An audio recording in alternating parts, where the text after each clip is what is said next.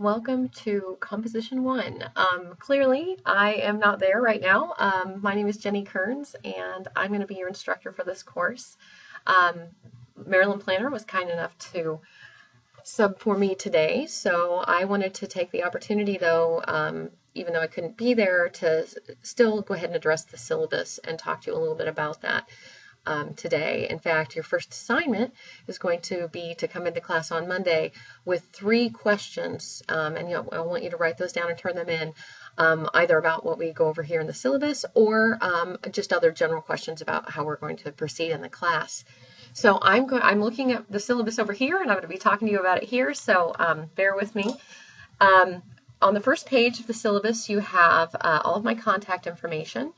My office is room 127, but when I'm not in room 127 or teaching, you can find me in the Academic Achievement Center just about every day. I'm actually really easy to find. So my office hours are listed there, though. If you want to have a one-on-one appointment, we can always work with that. But I also meet students in the AAC. So like I said, I'm pretty flexible, and I'm really willing to work with you and get time with you if you need it. This class is Monday, Wednesday, Friday, meeting at 10:10 to 11:05 in room 110B. Hopefully you know that and you're already there. And let me scroll down here. Prerequisites for this class. It's understood that you have basic entry-level college English skills, I guess is a good way of putting it. There is a class called College Preparatory Writing that is available to students who feel like they just need to brush up a little bit before they're ready for Composition 1. So if you do struggle this semester, that's something you may want to consider. Also, I do ask that you have basic computer and word processing skills. Everything that you turn in is going to be typed and in MLA style. Ms. Planner will go over details of MLA style with you today a little bit, and we'll continue to build on that throughout the semester with things like citation and creating works cited page, etc. Your book is St. Martin's Guide to Writing, the 10th edition.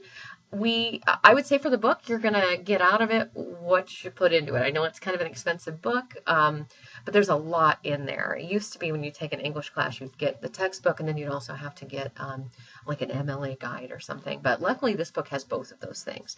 So I do have students who say, we only read like 6 chapters, but there's a lot in the book that you can reference when we get into those citation things further in the course. There's a lot in the back that will really help you, and there's also a lot of really good handbook information. If you get into your book, this is what it should look like. In this back section that is kind of a tan color, it's just a guide on all kinds of mechanical issues, quotation marks, just all kinds of good stuff that students struggle with sometimes. So like I said, you're going to get your money's worth out of the book if you want to. That's basically what I'd say about that. I always recommend that you either have a zip drive or get really comfortable emailing documents to yourself. You always want to have an electronic version of whatever paper we're working with you at that time. What I mean is, if we have extra time, we may workshop something, which means, hey, we've got 15 minutes, everybody pull up your paper, let's go in and look for this specific thing. So I want you to always have electronic access to whatever paper you're working on, whether that means you bring it on a zip drive or you email it to yourself each time we have class, or whatever works for you. I know a lot of students also save it to the Network P drive. The only thing that's hard is it's a little harder to access at home. We will use Microsoft Word for all papers. Google Docs is okay as long as you transfer it to Microsoft Word. Most of them will let you do that. Blackboard is the format, or we use the Blackboard learning system, which is the students use that for online classes. While this is not an online class, I post all of the materials we will use each day in Blackboard.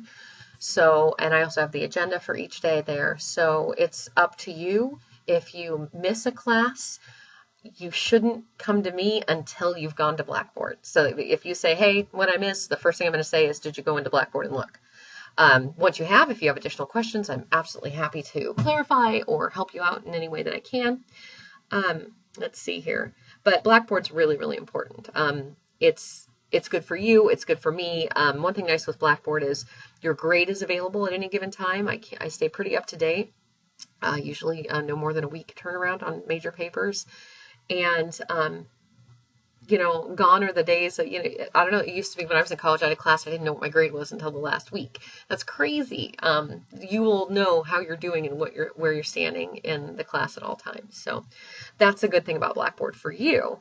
And again, if there's a handout from a couple weeks before and you can't find it, you can pop back in there and it's right there. So let's see, what else do I have over here? Okay, course competencies. We're going to demonstrate writing as a recursive process, meaning it's not just like, ooh, there's paper. We're going to actually take it through drafts and plan and edit and revise. So one of the best things I love when students, after being in this class, many of them at the end are like, I can't write a paper without someone editing it for me, or, you know, having someone else look at it. And that's such a great takeaway. You know, so you're not just, you know, sitting down and writing something and handing it in. I mean, you can tell when that's the case. So let's see, critical reading strategies. That we're really going to talk about that. And you may say, well, it's a writing course. Well, critical reading and thinking strategies is even a better way of looking at it. We're really going to talk about what that means. I want you to really practice being active readers rather than passive readers. When you read an article, you shouldn't just be expecting all that information just to suddenly seep into you. You should be questioning it. You should be engaging that article. You should be saying, you know, judging the content, asking yourself questions, making notes of things that you would need more information about or you're confused about, deciding what is more information or what is more important of the information. It's really important to be able to prioritize information. If you read a whole page, you should be able to say, you know, the main point of this page is this. And if you can't, then that tells you that you need to go back and revisit that text. But also it's even more than that. As we get into, you know, researching topics and everything else, I really want you guys to become smart consumers of information, because there's a lot of crap out there. And, you know, I mean, think of Facebook and that sort of thing. People share information and they have no idea if it's true or not. And very few people take the time to fact check. So we'll talk a lot about that as we go on. Demonstrate the application of the conventions of standard written English. In other words, can you write good? You know, doing the, you know, looking at grammar and punctuation, all that kind of stuff. Research techniques, we'll talk a lot about that. We'll be using the article databases a lot. I want you to realize that there is more to life than Google and Wikipedia. And we'll talk about MLA quite a bit, Modern Language Association style. And that covers everything from page layout to in-text citations and works cited pages and all that good stuff. Okay, and here you'll see information about my philosophy about teaching writing. I see it as a skill, and I see it as a skill that you can practice and improve. I think a lot of people think they're either good writers or they're not writers, or they're not good writers, and it's, you know, it's a skill that you can improve with practice. So I really want you guys to see yourself as having that room for growth and allow me to help facilitate that growth. That's what I'm hoping for. Your major composition assignments. You'll have 4 major papers, okay? I'm going to read this word for word just to make sure it's very clear. Students will develop 4 major essays during this course. MLA style will be used on all papers. Each should be typed, double-spaced, and must meet the minimum length requirements. And I mean that. I don't take papers that don't meet minimum requirements. I absolutely do not. I can't do much more than tell you exactly what I want a paper to be. So if I say it's 1,000 to 1,500 words, I don't want 970. I don't want 1,550. So it's got to be in that range. Part of the reason is it forces you to get used to working within parameters, and again, it's just as bad when they're too long. What happens is often papers start to stray, so it's really, really important to make sure that you adhere to the guidelines for each paper. Specific requirements for each assignment will be given as each is assigned. Please plan to keep all drafts of these 4 major papers. These will be included in your final assessment portfolio. And we'll talk more about that as we get closer to the final, but just hang on to those. So the major papers, you'll do a reflective paper about writing in response to an event in your life. You'll do a research paper on a topic of your choosing. And the annotated bibliography and persuasive paper, those last 2 papers, will be on one topic. So you'll do one set of research and you'll create 2 products from that set of research that you do. Then, maybe a little bit more fun are the writing exercises. And basically, these are shorter 275 to 500 word papers on a number of different topics. The first one I'm going to assign to you on Monday, which is about telling me about how you got your name and the significance of your name. And later we'll do things with dialogue. We'll do some fun things with imagery and detail. We'll talk about, writing about a person. And sometimes something will strike me, or I'll see something in the news and I'll want you guys to write about it. And I'm sure you'll love it. It'll be so much fun. Okay, attendance. Consistent attendance is crucial, especially since this class, well, here it says meets only once a week. I need to tweak that. This is going to be really interesting for me. This class I've always taught once a week in the evenings, and now clearly we're meeting 3 times a week. So as you'll see, the calendar I'm giving you is going to have all of the major assignment dates, but we're kind of going to massage the rest of that and see how it fits in.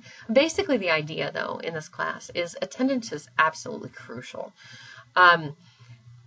It's the best predictor of whether students are going to be successful in the class or not. If you don't show up, you are not going to know what's going on. And there are assignments, there are activities that we do that you cannot be made up. You can't miss a peer editing session and then, say, well, how do I get those points? You weren't here for it, so therefore you can't do it. And we really, really workshop papers and really, build on skills in class discussion. And sometimes that's where those little aha moments happen. So really, really pay attention to your attendance, and if you have to be gone, talk to me ahead of time and we can work something out. And again, if you are gone, the important thing also is that you go to Blackboard as soon as possible to find out what you've missed. Let's see. And so you can read there a little bit more about attendance. Okay, late work. I do not accept late work in this class. Otherwise, we will just get bogged down and not be able to go forward.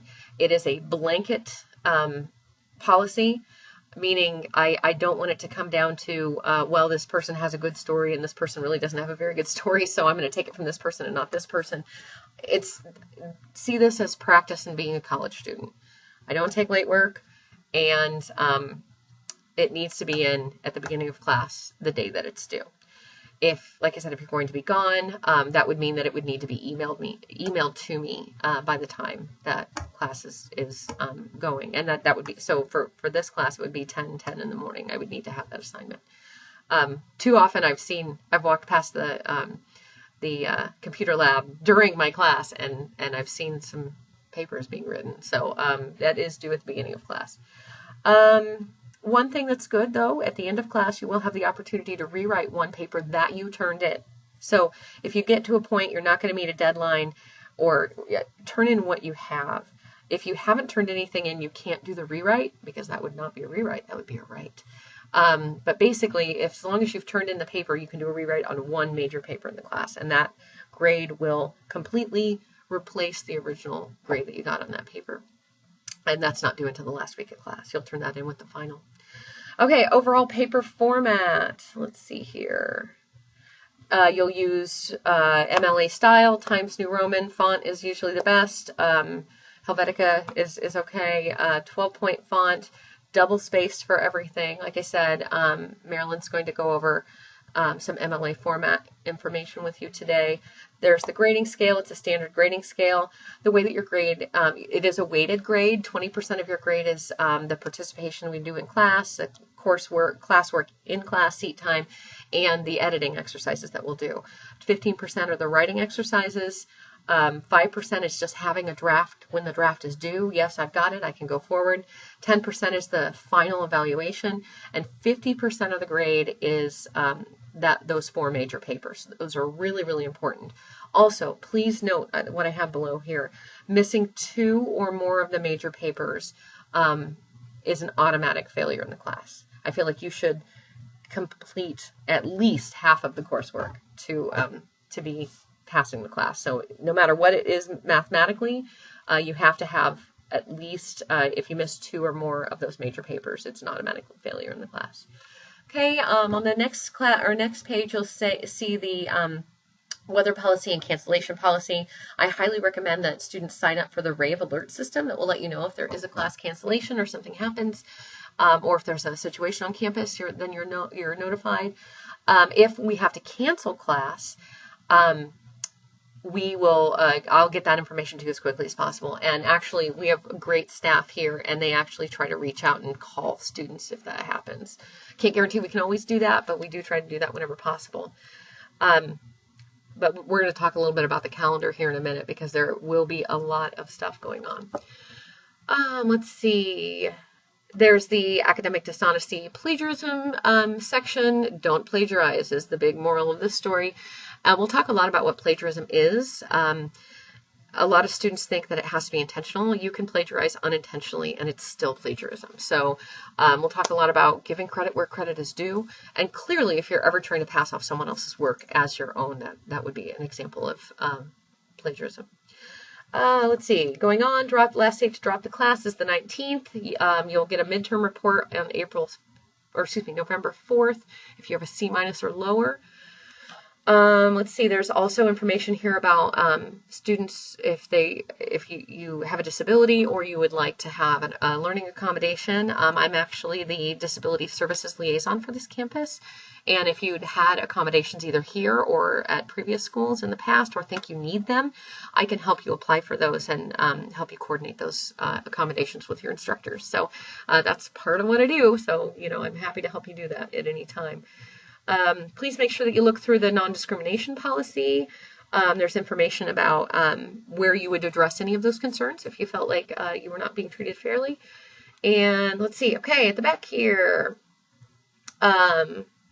there is information about dates. Now, again, basically I've created a calendar for the entire course and with due dates, but most of the due dates are just the beginning writing exercises. And but all of your major paper due dates and draft dates are on this calendar. So for instance, you'll have the first draft of the narrative will peer edit, you'll have a second draft of the narrative will peer edit, and then you'll have the final draft. And that's going to be the cycle that we go through for each of the major papers. I think we only do one peer edit on the annotated bibliography, but that's because it's very straightforward. But anyway, so I'll talk to you a little bit more about what that calendar looks like as we when I'm back with you on Monday. And again, this could be something you may have questions about that you can address on Monday when we get back together. I will note, you'll see on the calendar there are a number of days that are marked sub. This year I am going to be part of a leadership program that will require me to be off campus a couple of times a month. So, and not to mention other conferences that I am going to attend, and of course jury duty. So, when it rains, it pours. So there will be a number of days that I will be off campus. There are a couple of days that I went ahead and canceled class, like October 7th, for instance. And but most of the days I have other subs that will come in, and I'm working with Lauren Rice, who's another English instructor, who will help out that period at the end of September to October. And I could even possibly arrange Skyping into class at one point too during that time. But so that's an overview of the course. And again, welcome. I look forward to getting to know you guys. I'm very sorry I couldn't be with you guys on the very first day. Horrible timing for a meeting, but there it is. So welcome to Composition 1. And I look forward to getting to know you and reading your papers. So have a great day and welcome to fall semester. Have a great start of the semester, guys. Thanks.